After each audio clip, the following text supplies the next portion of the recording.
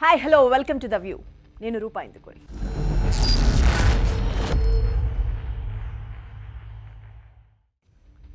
Just 1 hour, కేవలం ఒక్క గంట సేపు ఈ భూమి మీద పడే సూర్యకాంతి మొత్తాన్ని ఒడిసి పెడితే చాలు ఎంటైర్ 1 year వరకు ఈ ప్రపంచానికి కావలసినంత కరెంట్ జనరేట్ చేయవచ్చు. పవర్ ప్లాంట్స్తో పని లేదు, క్రూడ్ ఆయిల్ కోసం యుద్ధాలు చేయక్కర్లేదు, పొల్యూషన్ సమస్య ఉండదు. But how? అంత ఎనర్జీని పట్టుకునేది ఎలా? సూర్యుడు ఈ భూమి మీదకి 173,000 టెరావాట్స్ సోలార్ ఎనర్జీ పంపిస్తున్నాడు. ఇంత ఎనర్జీని క్యాచ్ చేసి స్టోర్ చేసుకోవడం ఇప్పటికిప్పుడు quite impossible, right? But you know what, it's possible అంటూ ఓ వే చూపిస్తోంది ఫ్యూచర్. సోలార్ పవర్ ప్లాంట్స్ మన ముందు కనిపిస్తున్న ఒక ఆప్షన్. మరి ప్రపంచం మొత్తాన్ని సోలార్ పవర్తో రన్ చేయగలమా? కార్స్, బస్సెస్ అండ్ ఏరోప్లేన్స్ వరకు, కంపెనీల నుంచి పెద్ద పెద్ద ఫ్యాక్టరీల వరకు గ్యాస్ బదులు electric stove, electric cooker, electric kettles, ఇలా ప్రతి ఒక్కటి రీప్లేస్ అయిపోతే, క్రూడ్ ఆయిల్ రిగ్స్ క్లోజ్ చేసేసి సముద్రాలు, నదులు, రోడ్లు, ఎడారులపై సోలార్ ప్యానెల్స్ పెట్టేసి పవర్ జనరేట్ చేయగలమా? సాధ్యమేనా? ఎస్, 100% రెన్యూబుల్ ఎనర్జీ సాధ్యమే. బట్ ఎలా? ఎప్పటికల్లా? ప్రపంచం మొత్తాన్ని సోలార్ ఎనర్జీతో నడపాలంటే ఏ స్థాయిలో సోలార్ పవర్ ప్లాంట్స్ పెట్టాలో అందరిలోనూ కలిగే కామన్ డౌట్. ఈ భూమి మీద సోలార్ ప్యానెల్స్ పనిచేస్తే తప్ప ప్రపంచం అవసరాలను తీర్చేంత సోలార్ ఎనర్జీని జనరేట్ చేయలేమనేది కొందరి opinion. Sahara desert, Thar desert మొత్తాన్ని సోలార్ ప్యానెల్స్తో కవర్ చేసేస్తే కావాల్సినంత ప్లేస్, కావాల్సినంత ఎనర్జీ అనుకుంటారు. బట్ ఎంత స్థలం కావాలో చెబితే definitely you will get surprised. For example, యూరోప్లో కంట్రీస్ అండ్ ఐలాండ్స్ అన్నీ కలిపి ఒక 50 వరకు ఉంటాయి. పైగా చలికాలంలో ఇక్కడ గ్యాస్ కన్సంప్షన్ చాలా ఎక్కువ. అలాంటి యూరప్ మొత్తానికి సోలార్ ఎనర్జీని అందించడానికి జస్ట్ 110 square kilometers ప్లేస్ సరిపోతుంది. సో 110 కిలోమీటర్ల పొడవు, 110 కిలోమీటర్ల వెడల్పు ఉండే ఓ ప్లేస్లో ప్యానెల్స్ బిగిస్తే చాలు యూరప్ అవసరాలు మొత్తం తీరిపోతాయి.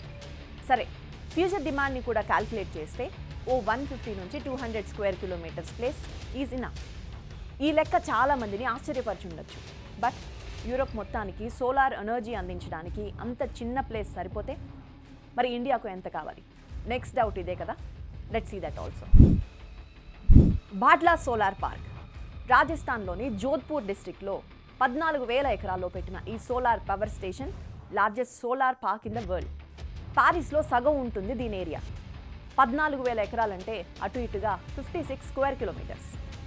India power demand approximately 125 billion units. So Bhadla solar plant capacity 2000 megawatts. Summer future demand మైండ్లో పెట్టుకుంటే ఇలాంటివి కనీసం ఒక 150 ప్లాంట్లు పెడితే చాలు 24/7 పవర్ సప్లై చేసుకోవచ్చు. ఇండియాలో రాష్ట్రాలు, కేంద్రపాలిత ప్రాంతాలన్నీ కలిసి 36. ఒక్కో స్టేట్లో జస్ట్ 4 సోలార్ ప్లాంట్స్ పెట్టుకున్నా చాలు. ఒక్క ప్లాంట్కు కావాల్సిన 60 కిలోమీటర్ ప్లేస్ మన దగ్గర దొరకదా? సో ఇక వరల్డ్ వైడ్ అవసరాల విషయానికి వద్దాం. ఈ ప్రపంచం మొత్తానికి కావాల్సిన సోలార్ ఎనర్జీని అందించడానికి కావాల్సిన ల్యాండ్ బ్యాంక్ 5 లక్షల చదరపు కిలోమీటర్లు. అఫ్కోర్స్ చూడ్డానికి నంబర్ చాలా పెద్దదిగా కనిపించవచ్చు. బట్ సి, అమెరికాలో highways length 94,000 kilometers. That means ఈ 5 లక్షల చదరపు కిలోమీటర్లలో 20% ఇక్కడే కవర్ అవుతుంది.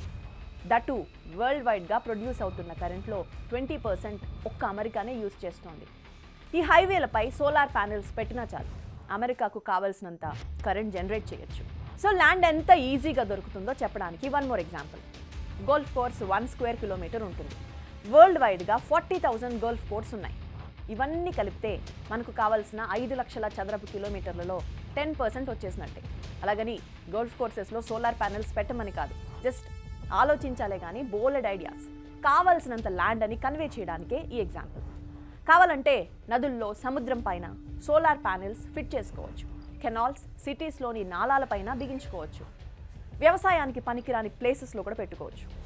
తెలంగాణలోని పెద్దపల్లి, కేరళ కాయంకులం ఏరియాల్లో 273 మెగావాట్ల ఫ్లోటింగ్ సోలార్ ప్లాంట్స్ ఉన్నాయి. ఇవి నీటిపై తేలియాడుతూ పవర్ జనరేట్ చేస్తుంటాయి. సో ప్రపంచవ్యాప్తంగా ఎక్కడా ప్లేస్కు కొదవే లేదు. పైగా 5 లక్షల చదరపు కిలోమీటర్ల పరిధిలో సోలార్ ప్యానెల్స్ పెట్టాలంటే 5 లక్షల కోట్ల డాలర్లు కావాలి.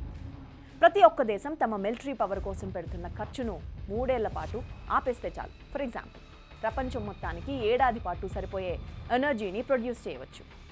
అందులోనూ ఒక్కసారి ఫిట్ చేస్తే 25 ఏళ్ల పాటు ఇవి నాన్ స్టాప్ వర్కింగ్. సో మీరు అనుకోవచ్చు, ఇదంతా ఎందుకు, సహారా ఎడారి ఎలాగూ ఖాళీగానే ఉంది కదా, అక్కడ పెట్టేస్తే పోలా ప్రపంచం మొత్తానికి కరెంట్ ఇవ్వచ్చు అనుకోవచ్చు. అఫ్కోర్స్ నిజమే. ది గ్రేట్ సహారా డిజర్ట్ 30 లక్షల స్క్వేర్ మైల్స్. ఇందులో జస్ట్ 1.5% ల్యాండ్ యూజ్ చేసినా చాలు ప్రపంచం మొత్తానికి ఎనర్జీ ఇవ్వచ్చు. జస్ట్ థింక్, ఈ భూమి మీద క్రూడ్ ఆయిల్ కొన్ని ప్లేసెస్లోనే ఉంది.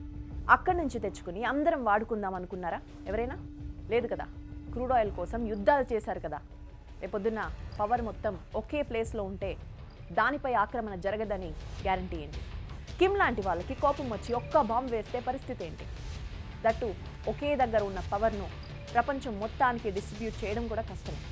దీనికోసం గ్రిడ్స్, సబ్స్టేషన్స్, ఎలక్ట్రిక్ లైన్స్ వేయాలి. పైగా పవర్ వేస్టేజ్ ఎక్కువ.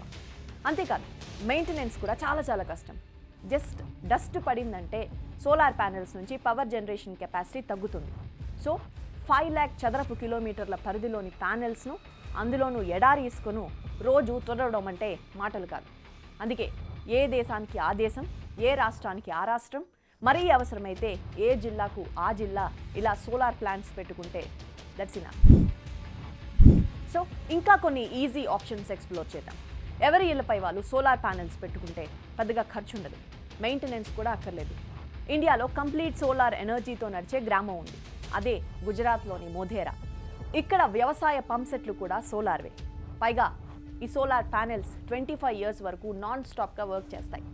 ఒకవేళ ఎక్కువ పవర్ జనరేట్ అయితే పక్కింటి వాళ్ళకో పవర్ జనరేషన్ కంపెనీలకో అమ్ముకోవచ్చు కూడా. వర్షాలు, మంచు కారణంగా అంతగా పవర్ జనరేట్ కాకపోతే అదే కంపెనీల నుంచి తిరిగి కొనుక్కోవచ్చు. సమ్మర్లో కిలోవాట్కు రోజుకు యావరేజ్గా 6 యూనిట్స్ సోలార్ పవర్ జనరేట్ అయితే వింటర్లో 4 యూనిట్స్, వర్షాకాలంలో 3 యూనిట్స్ ప్రొడ్యూస్ అవుతాయి. మంచు కురుస్తున్నా, వర్షం పడుతున్నా సరే వీటిపై సన్ లైట్ పడితే చాలు ప్యానెల్స్లోని ఫోటోవాల్టాయిక్ ప్లేట్స్ పవర్ ప్రొడ్యూస్ చేస్తూనే ఉంటాయి. అందుకే మంచు భారీగా కురిసే దేశాల్లోనూ సోలార్ ప్యానెల్స్ పెట్టుకుంటున్నారు. ఇలా ప్రతి ఒక్కరూ సోలార్ ఎనర్జీని వాడితే ఏమవుతుంది? అందరికీ తెలిసిందే, ఎనర్జీ ప్రొడక్షన్లో కార్బన్ డైఆక్సైడ్ అనేది రిలీజ్ అవ్వదు. అందరూ సోలార్ ప్యానెల్స్, బ్యాటరీ వెహికల్స్ నడిపితే పొల్యూషనే ఉండదు.